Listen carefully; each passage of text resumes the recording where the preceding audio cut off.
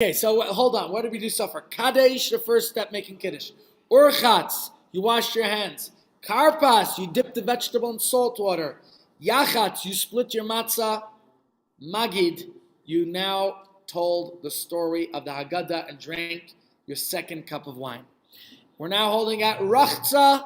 Rachza means to go wash your hands. You're going to wash your hands again as you do before.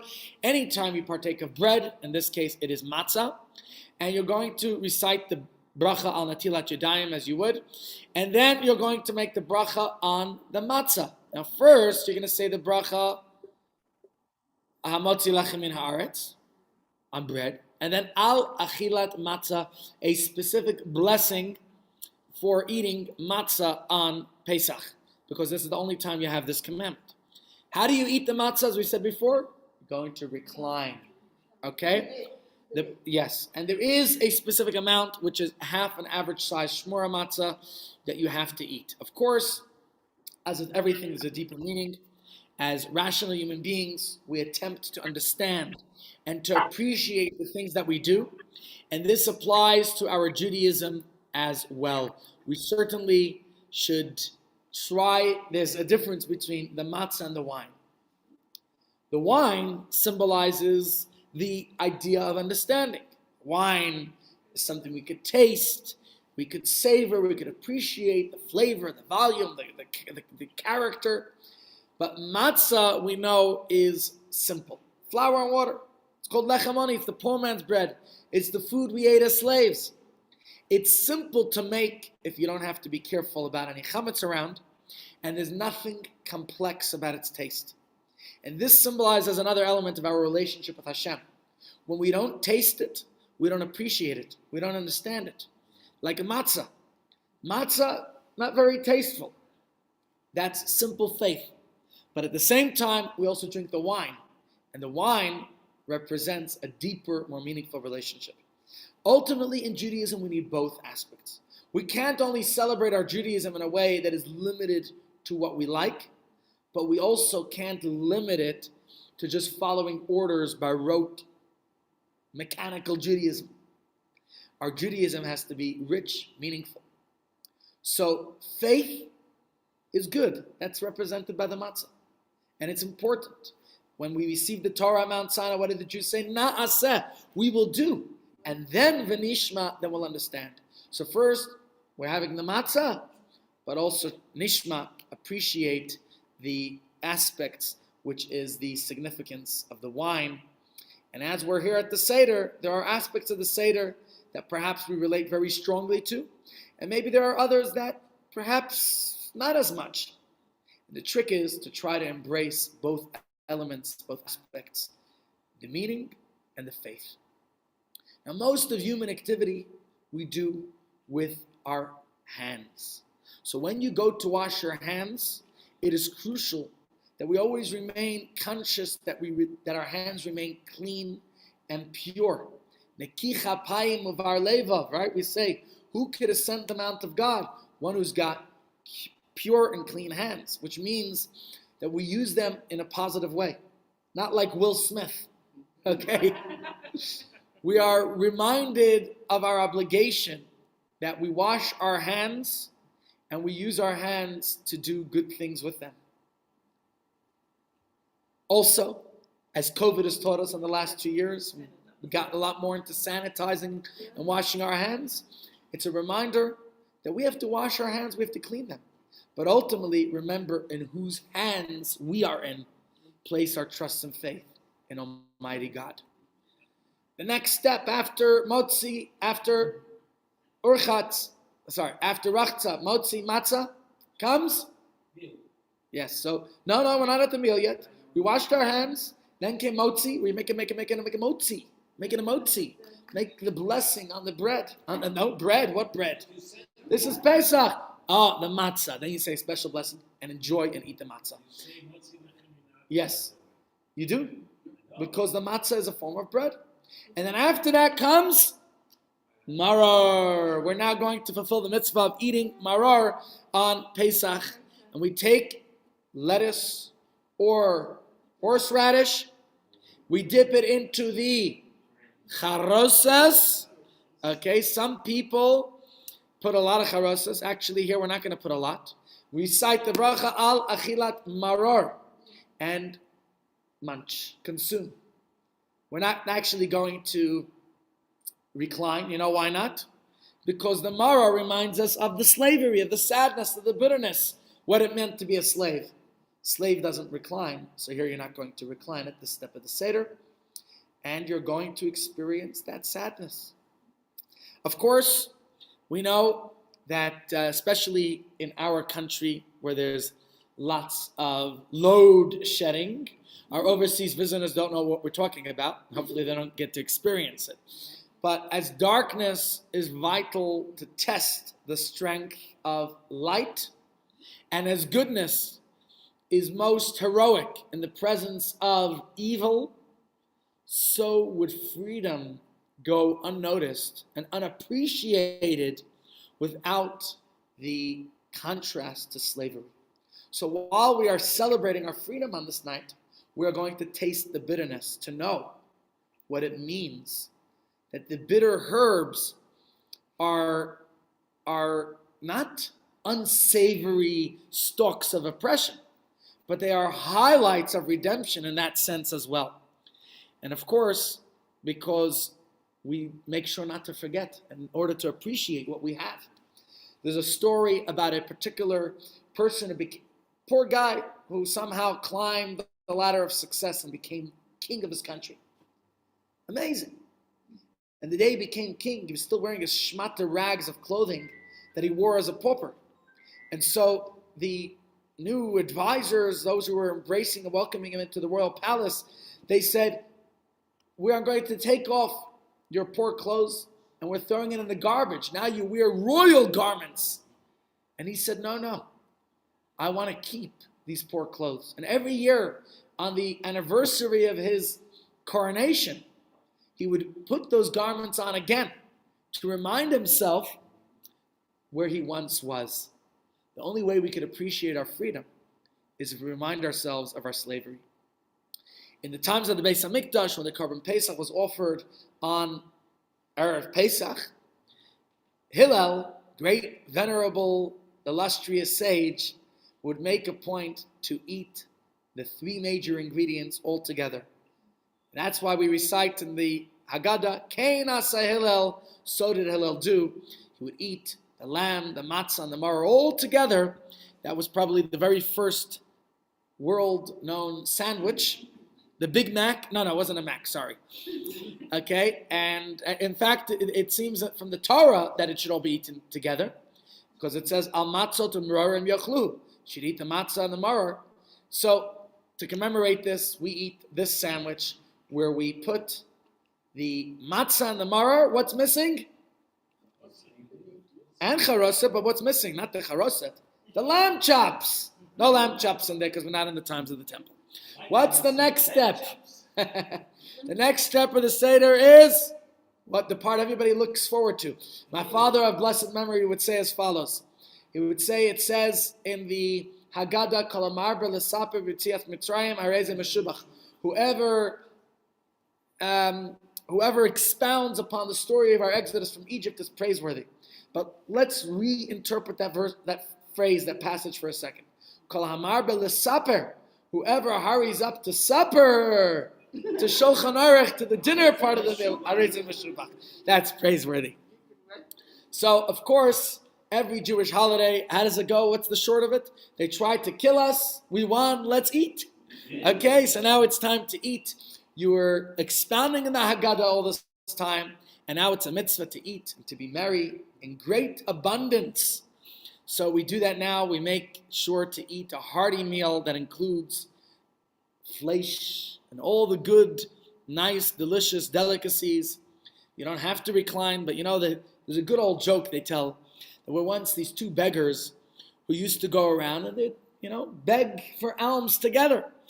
One was Jewish and the other was not. He wasn't as privy to the information. He didn't know. But as the night of Pesach came, the Jewish beggar invited his friend, come, you want a really nice dinner? Come with me to a Seder table.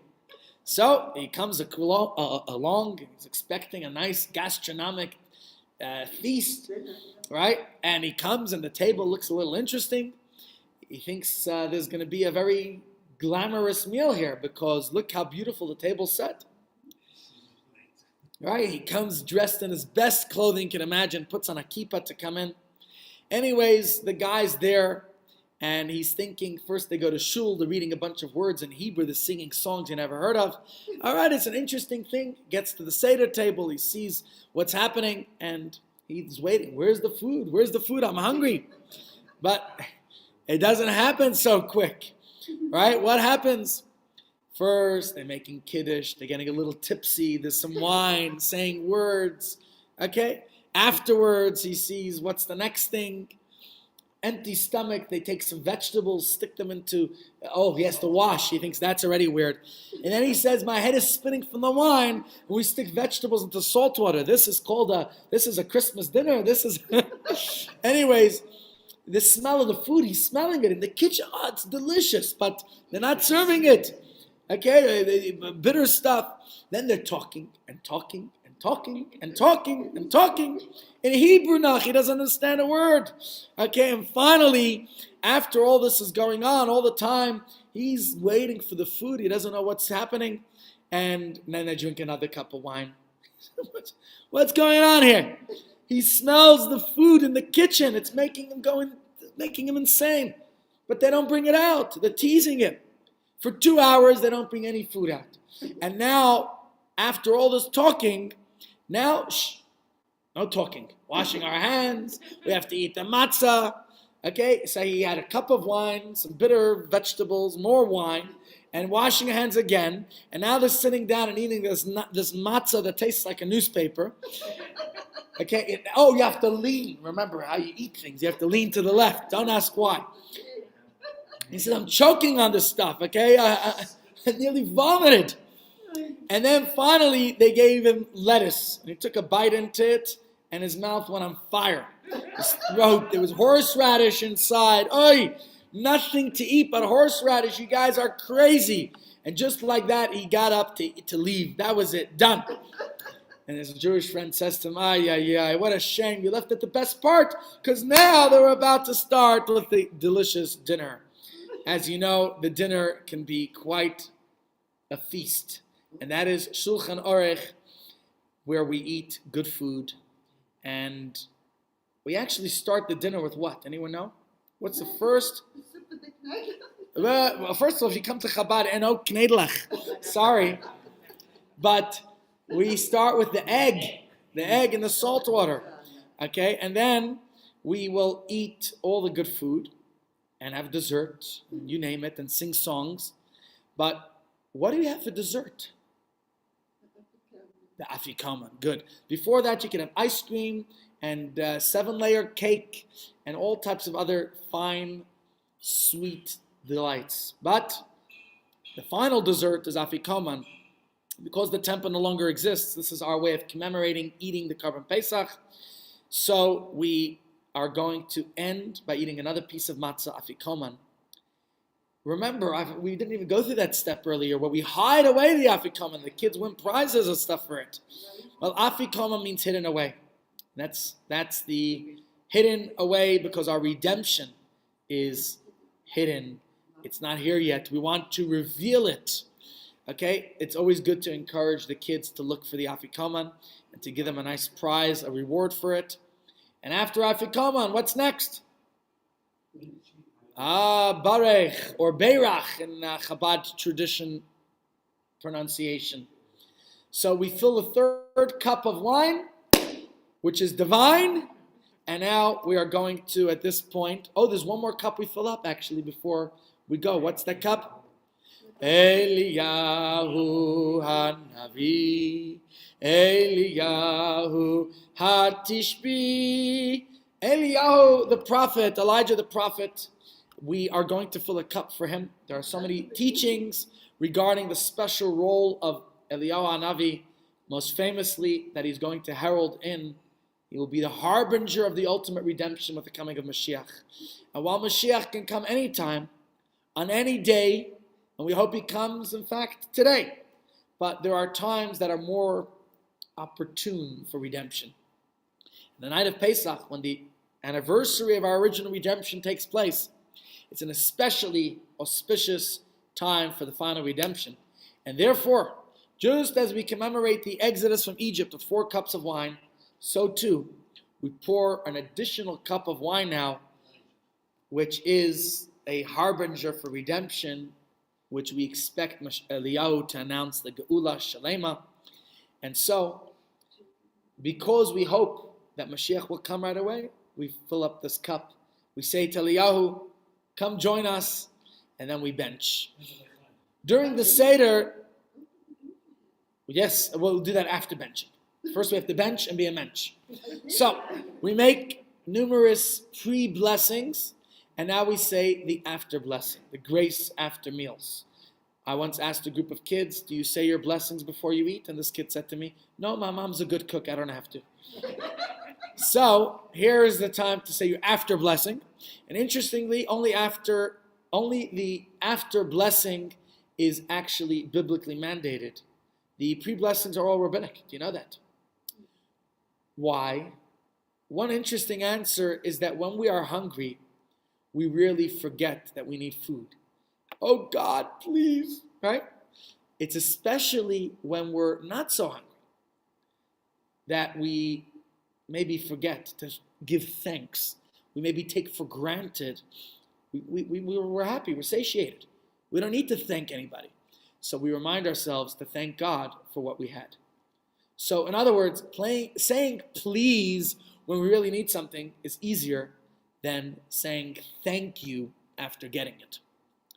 Now we drink the 3rd cup, like the first 2. We say the bracha hagafen after benching. And again, you're going to recline when you drink it. Final steps now are Hallel.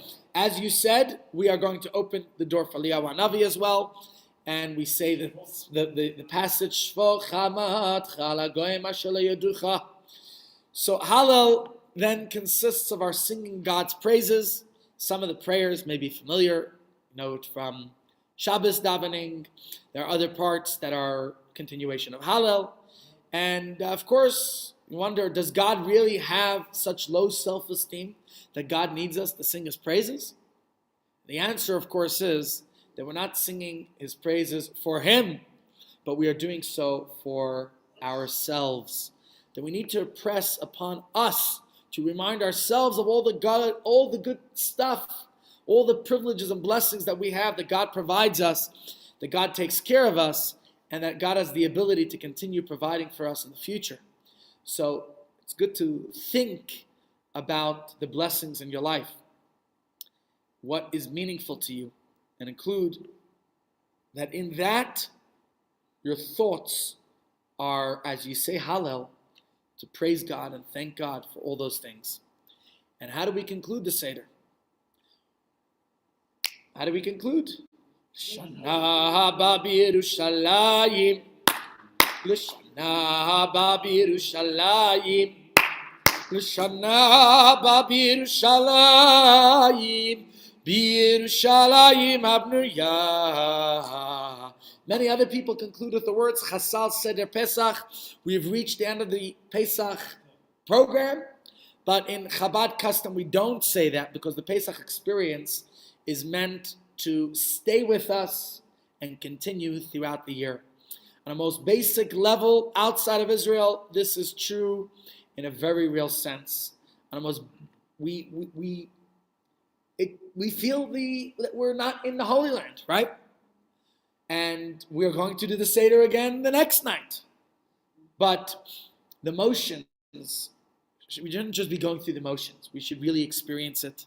Like the story that some of you might know, at our Pesach retreat a few years ago, we were being interviewed on the radio with Howard Feldman, and he was interviewing my wife and I and the chef, and he asked the chef if you'd go with the Kievmans again for another Pesach retreat. The chef said, I would love to, but would they take me? And Howard asked them, why are you concerned if they would take you? And he said, because in your program guide it says, next year in Jerusalem, would you give me tickets to Jerusalem? Okay, don't just go through the motions. Let's believe it and please God experience it. Ladies and gentlemen, we discussed a variety of points, And we realize that the Seder has a lot of meaning. We hopefully celebrate with our friends, with family. It is a deeply meaningful experience. Many of the rituals that we do in shul or in communal spaces, but this is done at home with our family. And we sit around the table together and do so many different mitzvahs. We recite so much text together from the Haggadah. I think it's a unique and exhilarating experience. And so, very important that we take that experience with us. Pesach marks the time that we left Egypt, and we declare in the Haggadah itself that we have to relive and re-experience this freedom in our own lives, to personally envision ourselves leaving Mitzrayim. That, yes, I might not be a slave in Egypt, but maybe I'm a slave to some of my own things. And so let's think of what forms of Egypt I might be going through in my life. And if we're honest with ourselves, we'll find those areas that we might be enslaved, and we'll try to liberate ourselves from those pharaohs, those taskmasters, and do what we can to really experience our exodus from Egypt in the most meaningful and purposeful way. So, the best thing we could do is now pray for redemption, please God, speedily in our days. With that, my friends, I conclude, and we'll be back, please God, next week. Zayk gesund, everyone. Thanks for joining.